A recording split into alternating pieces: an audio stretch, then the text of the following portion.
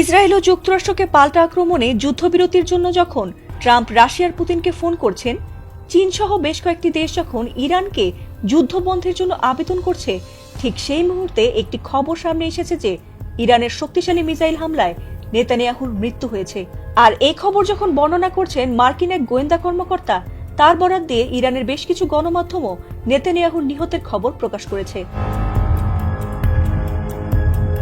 ইরানের হামলায় নেতানিয়াহুর ভাই এবং তার দেশের বেশ কিছু ঊর্ধ্বতন কর্মকর্তার নিহতের খবর বর্ণনা করেছেন এই মার্কিন কর্মকর্তা স্কট রিডার।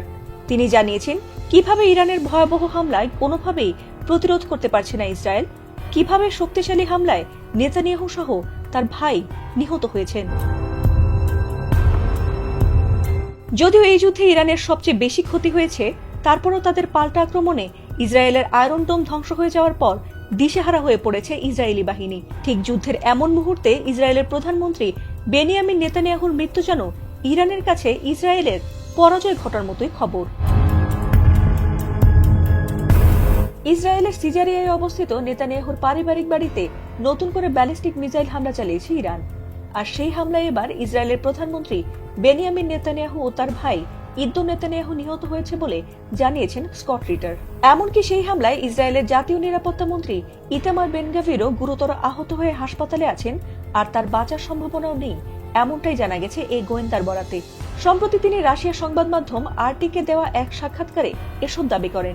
সেই সাক্ষাৎকারে তিনি আরও দাবি করেছেন যে ইসরায়েলের সম্পূর্ণ ক্ষমতা দখল করতে চলেছে ইরান, আর এটাই এই যুদ্ধের বাস্তবতা বলেও জানিয়েছেন তিনি। এছাড়াও তার নামে একটি এক্স অ্যাকাউন্ট থেকে এসব তথ্য জানা গেছে।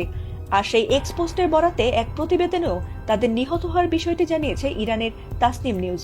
যদিও তাদের প্রতিবেদনে স্কট রিডারের এক্স পোস্টের বরাত ছাড়া আর কোনো প্রমাণ হাজির করা হয়নি। এমনকি যে অ্যাকাউন্ট থেকে এই পোস্ট করা হয়েছে সেটি আদৌ স্কট রিডার ব্যবহার করেন কিনা সেটি এখনো নিশ্চিত হওয়া যায়নি। এছাড়াও প্রধানমন্ত্রী দপ্তরের রেকর্ড বলছে নেতানিয়াহুর নামে সর্বশেষ যে বিবৃতিটি দেওয়া হয়েছিল সেটি গত 7 মার্চ। এরপর থেকে এখনো পর্যন্ত জনসমক্ষে প্রকাশ্যে দেখা যায়নি নেতানিয়াহুকে। এমনকি এই ব্যাপারটি ভুয়া বলে উড়িয়ে দিয়ে সোমবারের একটি ছবিও প্রকাশ করেছে ইসরায়েল, কিন্তু সেটিকেও এআই বলে দাবি করছেন নেটিজেনরা। আর তাতেই বাড়ছে জল্পনা, তাহলে কি সত্যিই নিহত হয়েছেন নেতানিয়াহু? আর যদি বেঁচেই থাকেন তবে তিনি যে মরেননি এমন কথা প্রকাশ্যে এসেই বোধহয় তাকে এবার খোলাসা করতে হবে বলে মনে করছেন বহু মানুষ।